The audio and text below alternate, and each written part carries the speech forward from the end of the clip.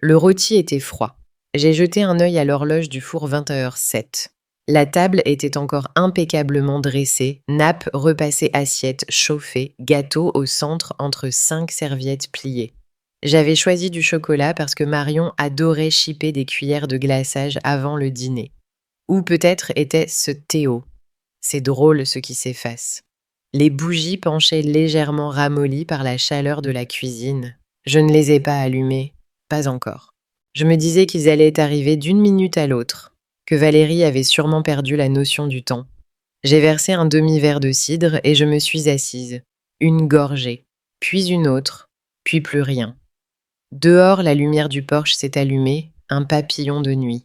Pas de phare, pas de voix, pas de famille, puis mon téléphone a vibré. C'était Théo.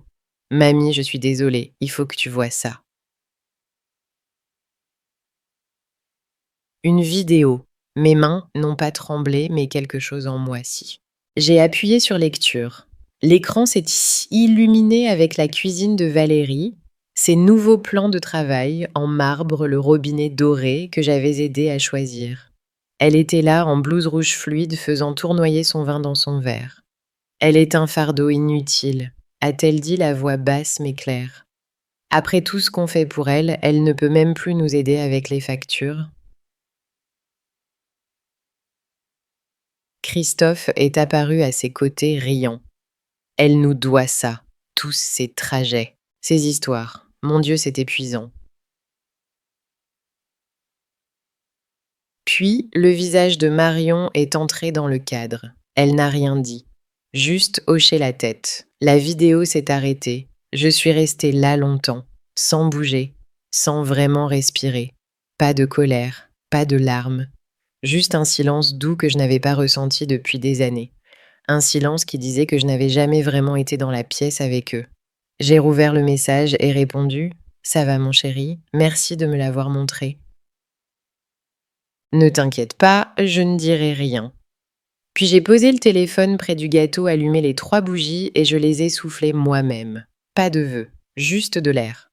Je pensais que l'amour, le vrai, ne pouvait pas disparaître, qu'il pouvait être tendu silencieux, mais jamais s'évanouir complètement. Cette nuit-là, assise seule, avec le poids des mots de ma fille résonnant encore à mes oreilles, j'ai réalisé à quel point j'avais tort. Je repensais à tout ce que j'avais abandonné sans me plaindre. Les voyages que je n'avais jamais faits, les hobbies de retraite que j'avais repoussés, les cours d'aquarelle dont j'avais toujours rêvé, remplacés par des horaires de garde d'enfants et des trajets scolaires. J'ai dit oui chaque fois que Valérie avait besoin de moi, même fatiguée, même sans un merci. C'est ce que font les mères, non. Il y a 5 ans, quand ils croulaient sous les dettes de leurs prêts immobiliers, j'aurais pu les laisser couler. Au lieu de ça, j'ai travaillé avec ma conseillère Zoé pour créer Horizon Patrimoine SRL. Je ne leur ai rien dit. J'ai payé discrètement 2500 € par mois pendant qu'ils pensaient envoyer des paiements à une coopérative de crédit. Je voulais préserver leur fierté. Je pensais que garder la paix comptait plus que d'être reconnue. Pendant un temps, je croyais que Valérie avait encore ce cœur tendre, celui que j'avais élevé, celui qui m'écrivait des cartes d'anniversaire à la main même à l'université. Je me souviens encore du jour où elle est venue me voir en pleurs après avoir perdu son premier emploi. Son blazer était trop grand pour elle, son mascara coulait me rappelant qu'elle était encore ma petite fille sous son costume d'adulte. Elle s'est effondrée dans mes bras sanglotants. J'ai tellement essayé, maman. J'ai tout fait comme il fallait. J'ai caressé ses cheveux et préparé une soupe ce soir-là. On n'a pas parlé de l'avenir. On est restés assises sur le canapé tandis que le monde semblait trop lourd à porter seul. Où est passée cette... Quand elle a rencontré Christophe, elle a commencé à parler autrement. Ce n'est pas personnel, maman. C'est juste comme ça que ça marche maintenant. Elle a tout mesuré en termes de retour. Son affection est devenue sélective, théâtrale. Au début, je blâmais Christophe. Puis j'ai arrêté de blâmer qui que ce soit, et je me suis dit d'être reconnaissante qu'elle vienne encore me voir. Mais cette vidéo, elle a brisé toutes les illusions auxquelles je m'accrochais. Peut-être que l'amour n'a pas disparu. Peut-être qu'il a été redéfini en quelque chose de plus froid. plus conditionnel. Et peut-être après toutes ces années, était-il temps que je redéfinisse le mien aussi. Pas pour elle, pour moi. Le lendemain matin de mon anniversaire, j'ai préparé mon thé plus fort que d'habitude. Sans sucre, sans lait, juste de la vapeur, de l'amertume et de la clarté. Je n'ai pas pleuré. Je n'en ressentais pas le besoin. Ce dont j'avais besoin, c'était de contrôle. Pas sur eux, mais sur moi. Sur ce qui allait suivre. Je suis allée dans la pièce du fond, celle que Christophe appelait en douce mon antre de collectionneuse, et j'ai ouvert le tiroir du bas de mon classeur. Il a glissé facilement, presque trop familier. À l'intérieur, 2 dossiers soigneusement étiquetés. L'un portait l'inscription Horizon Patrimoine. L'autre, Valérie, personnel. J'ai ouvert le premier. Tous les documents étaient la statut de constitution formulaire d'acquisition de propriété signature notariée. Il y a 5 ans, quand leur prêt immobilier était à quelques semaines d'un défaut de paiement, j'ai travaillé avec Zoé pour racheter discrètement le prêt sous une société holding. Ils pensaient avoir refinancé avec une coopérative de crédit compréhensive. En réalité, j'étais devenue leur prêteuse silencieuse, leur propriétaire. La maison dans laquelle ils se moquaient de moi, elle est à moi. Chaque recoin, chaque carrelage, chaque plan de travail en granit dont Christophe se vantait d'avoir choisi. À l'arrière, une feuille de calcul de 1500 € par mois, 60 mois, 150 000 € de sauvetage discret. J'ai ensuite ouvert le dossier Valérie. Je n'en étais pas fière, mais j'avais commencé à conserver des choses. Texto reçu, même des fichiers audio. Pas pour m'en servir contre elle, mais pour me rappeler que je n'imaginais rien, que cette froideur suivait un schéma. Un mémo vocal sortait du lot. J'ai appuyé sur lecture. Maman, peu importe ce que dit Christophe, je ne te tournerai jamais le dos. Quoi qu'il arrive, tu auras toujours une place chez nous.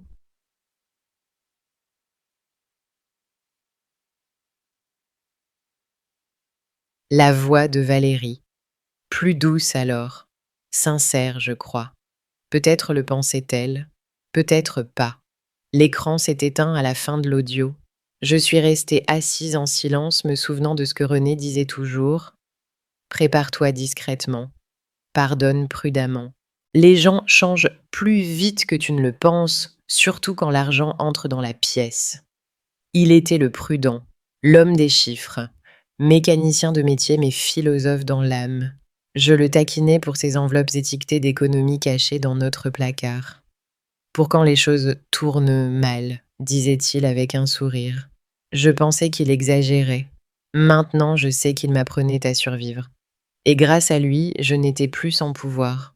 Plus maintenant.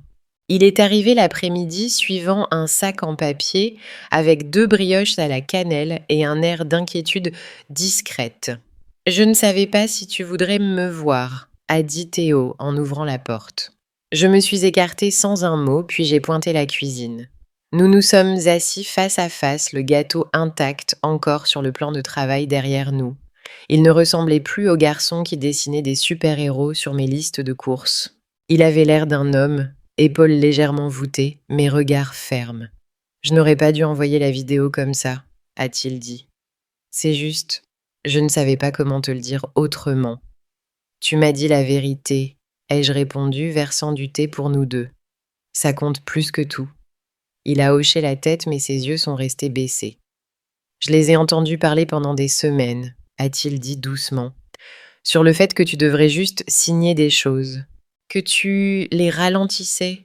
Je me disais que c'était juste du stress temporaire, mais cette nuit-là, entendre ma mère dire ça, il a dégluti, je ne pouvais pas me taire. J'ai tendu la main à travers la table et pris la sienne. Elle tremblait. Je ne suis pas fâchée contre toi, mon chéri. Je suis reconnaissante. Tu m'as aidé à voir les choses clairement. Ses épaules se sont relâchées de soulagement. Je ne veux pas être comme eux, a-t-il dit. Alors ne le sois pas, ai-je répondu. Il a levé les yeux. Tu as toujours eu un bon cœur, Théo. Si tu veux, il y a une chambre libre dans le nouveau cottage que je regarde. Une page blanche, une ville tranquille, un porche avec de la place pour ta guitare si tu joues encore. Il a cligné des yeux. Tu veux que je vive avec toi. J'ai souri. Je veux qu'on arrête tous les deux de prétendre que l'amour c'est resté silencieux. Il n'a pas hésité. Oui, s'il te plaît. J'aimerais ça. Et juste comme ça, la douleur dans ma poitrine s'est relâchée. Pas par vengeance, pas par preuve, par le fait de savoir qu'au moins une personne dans ma famille me voyait, vraiment, et choisissait de rester. J'ai laissé la lettre sur le plan de travail de la cuisine, là où Valérie jetait habituellement son courrier sans le lire. Une seule page sans chichi. Ne m'appelez pas, je vis enfin pour moi. Puis, j'ai jeté un dernier regard à la maison qu'il pensait être la leur. Les parquets cirés que j'avais nettoyés en silence. Le frigo rempli de courses qu'il ne remerciait jamais. Les photos de famille encadrées toutes sourires et affection mises en scène.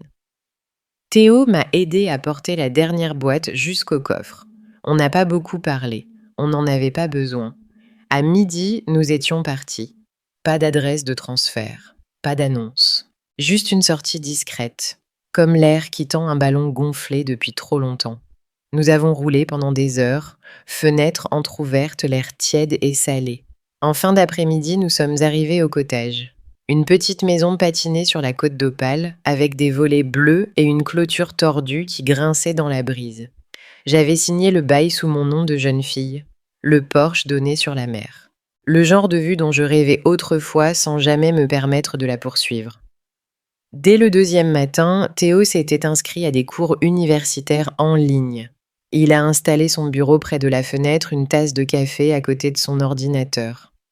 De temps en temps, il levait les yeux vers la mer, comme pour se rappeler que cette fois, la vie était à lui de façonner. J'ai rejoint un cours d'aquarelle au centre artistique local. Je ne savais pas ce que je faisais, mais peu importe. Il y avait quelque chose de guérisseur à mélanger les couleurs, à laisser le pinceau bouger sans trop réfléchir. L'enseignante disait que mes ciels étaient toujours doux mais imprévisibles. Ça me plaisait. Le dimanche, on cuisinait. Les brioches à la cannelle de Théo s'amélioraient à chaque fois. On a accroché des guirlandes lumineuses sur le porche, on s'est disputé sur combien était trop, puis on en a ajouté 2 de plus. On a commencé à planifier un voyage au Portugal pour le printemps, juste parce que les azulejos semblaient magnifiques sur les photos. Un soir de pluie, Théo est rentré avec un petit charroux caché dans son sweat. Il me suivait, a-t-il dit gêné. On l'a appelé Bouton. Là, dans un cottage rempli de silence et de brises marines, j'ai réalisé, la paix n'était pas silencieuse. Elle était choisie.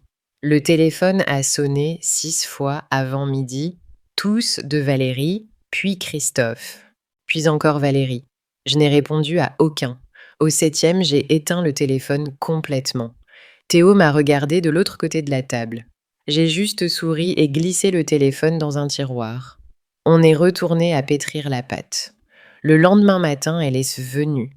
Valérie se tenait devant la grille du cottage vêtue d'un manteau beige impeccablement repassé et de lunettes de soleil oversized, malgré le ciel couvert. Dans ses bras, une tarte achetée en magasin et un visage soigneusement arrangé entre panique et chaleur. J'ai ouvert la porte, mais ne l'ai pas invitée à entrer. Elle n'a pas attendu. Maman, a-t-elle dit entrant comme si elle vivait encore dans mon monde. J'appelle depuis des jours. On était mort d'inquiétude. Tu as disparu. J'ai laissé un mot, ai-je dit. Elle a marqué une pause déconcertée, mais il ne disait pas où tu étais. Exactement. Elle a tenté un petit rire. Allez, ne sois pas comme ça. Théo nous a mis dans tous nos états. Christophe a cru que tu avais été kidnappé. Tss. À l'évocation de son nom, j'ai senti ma colonne se redresser. Il est dans la voiture, a-t-elle ajouté. Tu veux qu'il entre? Non, ai-je répondu trop calmement. Elle a posé la tarte sur la table, observant les aquarelles sur le mur, le chat roulé dans le sweat de Théo sur le canapé, les fenêtres ouvertes et l'air salé. Cet endroit est différent, a-t-elle dit. C'est le mien. Avant qu'elle ne puisse répondre, Christophe est entré quand même. Toujours sans invitation. Il a souri comme un homme arrivant à un gala de charité. Nadine, Tu as l'air détendu. Ne devrais-je pas l'être? Il a ri. Bien sûr, on pensait juste, vu ton âge et tout, que tu voudrais peut-être de l'aide pour gérer les choses, les trucs légaux, la planification successorale, la supervision financière, au cas où.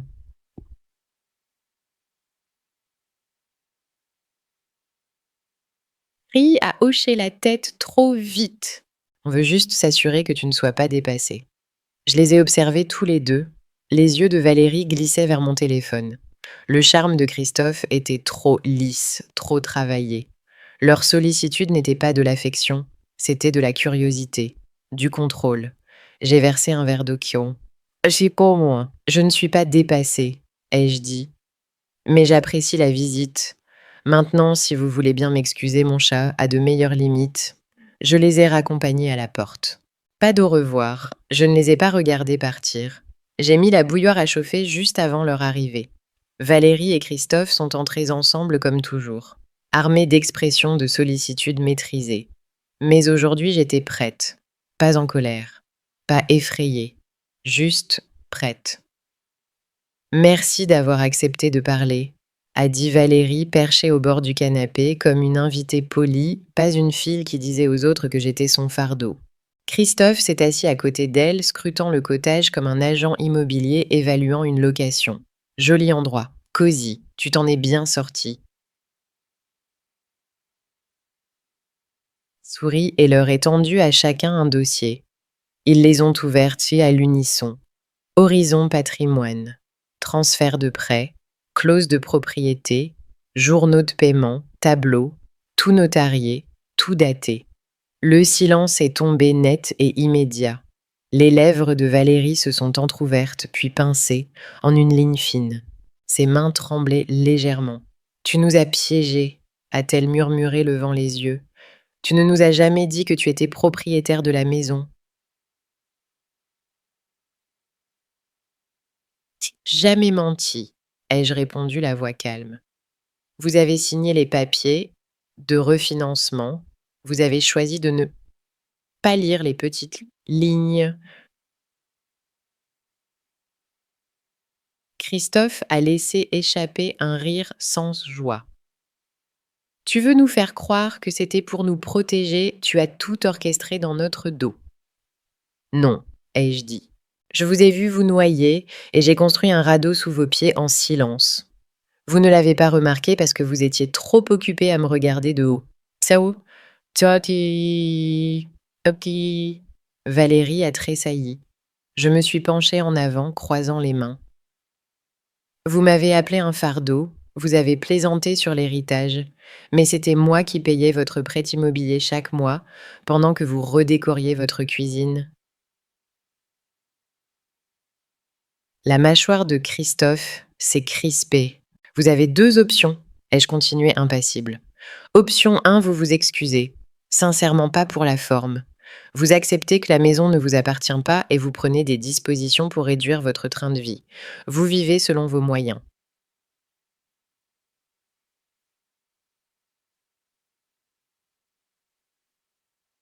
Option 2, vous refusez. Et je procède à l'expulsion par les voies légales. Dans 30 jours, vous recevrez une notification du tribunal. Valérie a fixé le dossier comme s'il pouvait changer. Tu ne ferais pas ça, a-t-elle dit la voix brisée. C'est déjà fait, ai-je répondu. Je me suis levée. Eux aussi. Je vous aimais tous les deux, ai-je dit doucement. Je vous ai tout donné. Mais aimer quelqu'un, ce n'est pas le laisser vous prendre pour acquis. Ils n'ont rien dit. Et quand j'ai ouvert la porte, ils l'ont franchie, silencieux, furieux d'effet. Mais moi, je n'étais pas défaite. J'étais enfin entière. Elle est venue seule, le mascara déjà brouillé avant même de frapper. Marion se tenait devant la grille, serrant son téléphone d'une main et un mouchoir froissé de l'autre. « Mamie, s'il te plaît, a-t-elle dit dès que j'ai ouvert la porte, la voix déjà brisée. Tu déchires la famille. Je me suis écartée et l'ai laissée entrer, lui indiquant la chaise près de la fenêtre. Elle s'y est effondrée comme une enfant à qui on vient d'annuler la récréation. Ils sont tellement blessés, a-t-elle continué. Maman ne dort plus. Christophe appelle des avocats. Tout le monde dit que ça va trop loin, que tu as changé. J'ai versé du thé pendant qu'elle parlait. Je l'ai laissé dérouler tout son discours avant de dire un mot. Ils m'ont appelé un fardeau inutile, ai-je dit doucement, posant la tasse devant elle. Qu'as-tu dit quand ils l'ont fait? Elle a cligné des yeux. Quoi? Cette nuit-là, dans la vidéo, quand ils ont ri de moi, quand ta mère a parlé comme si j'étais un meuble jetable. Qu'as-tu dit? Sa bouche s'est ouverte, puis refermée. J'ai attendu. Elle a détourné le regard. Je ne savais pas quoi dire. Ça, ai-je dit gentiment, c'était ta réponse. Marion a fixé son thé comme s'il pouvait lui offrir une autre version de l'histoire. Je ne voulais pas te faire de mal, a-t-elle murmuré. Je te crois, ai-je dit. Mais le silence n'est pas neutre, ma chérie. C'est juste une autre forme de permission. Une pause, puis j'ai posé une petite brochure pliée sur la table. Des photos du cottage en bord de mer, du jardin de l'atelier d'aquarelle que j'avais rejoint. Je ne te ferme pas la porte, ai-je dit.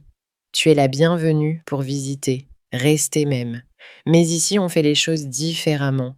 On dit la vérité. On ne mesure pas l'amour à la culpabilité. Marion a regardé la brochure, puis moi. Tu le penses vraiment? Oui, ai-je dit sirotant mon thé. La porte est ouverte, mais seulement si tu es prête à voir ce que guérir veut vraiment dire. Les papiers ont été signés un jeudi matin. Pas de drame, pas de fanfare. Juste une signature discrète, un virement bancaire et une poignée de main polie autour d'une table de conférence lustrée. Les acheteurs étaient un couple de retraités de Bretagne. Des yeux gentils, des sourires chaleureux et aucune idée que la maison qu'ils achetaient avait été le théâtre de décennies de sacrifices silencieux. Je ne l'ai jamais dit à Valérie ni à Christophe. Pas besoin. Certaines vérités sont plus puissantes quand elles sont découvertes sans avertissement. Le coup à la porte de l'agent immobilier est venu la semaine suivante. Valérie a ouvert s'attendant à une livraison, peut-être des courses, peut-être des fleurs pour m'amadouer. À la place, elle a trouvé un porte-bloc, un appareil photo et un contrat scotché à sa propre fenêtre. Pendant ce temps, j'étais à 6000 km sirotant un expresso sur un balcon à Lisbonne. Théo était assis à côté de moi, esquissant le Tager pendant que la lumière du soir transformait la ville en or. Nos sacs étaient encore pleins de Porto. Ensuite, nous prendrions un train pour Séville.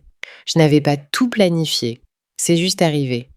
Une ville menait à la suivante comme des coups de pinceau, construisant une vie que je ne m'étais jamais autorisée à peindre auparavant.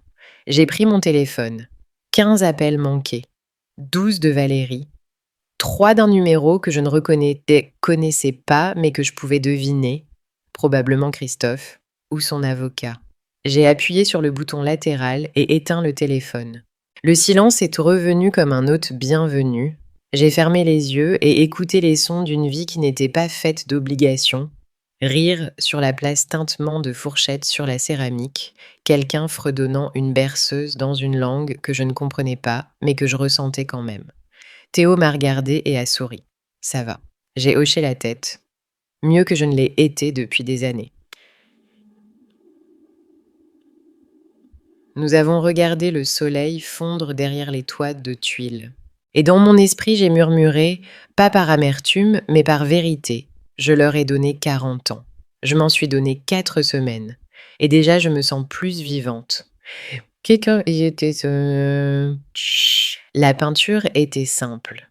Juste des touches douces de corail et d'or, un large horizon et la suggestion discrète d'une brise sur l'eau. J'ai pris la photo juste avant le coucher du soleil, la toile posée sur un chevalet devant le cottage. Derrière la plage s'étendait large et vide la mer calme et stable. Et à l'arrière-plan, à peine dans le cadre, Théo souriait un bras levé en signe de paix, ses boucles ébouriffées par le vent salé et la joie. Je l'ai publié sur Facebook sans y réfléchir à 2 fois. Légende, 76 ans, toujours en apprentissage, toujours aimé. Ça semblait clore un chapitre et en ouvrir un autre sur la même page. Les notifications sont arrivées lentement au début. quelques cœurs de vieux voisins, puis des messages privés de femmes que je n'avais pas vues depuis des années. Certaines avaient maintenant des cheveux gris comme moi. La plupart commençaient de la même manière. Je n'écris pas souvent sur ce réseau, mais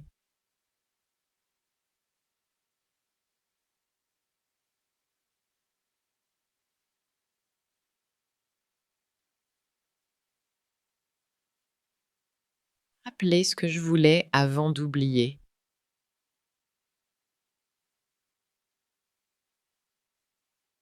Je pensais qu'il était trop tard pour partir. Merci de montrer que la paix est encore possible. Répondu à tous, mais j'ai lu chaque mot.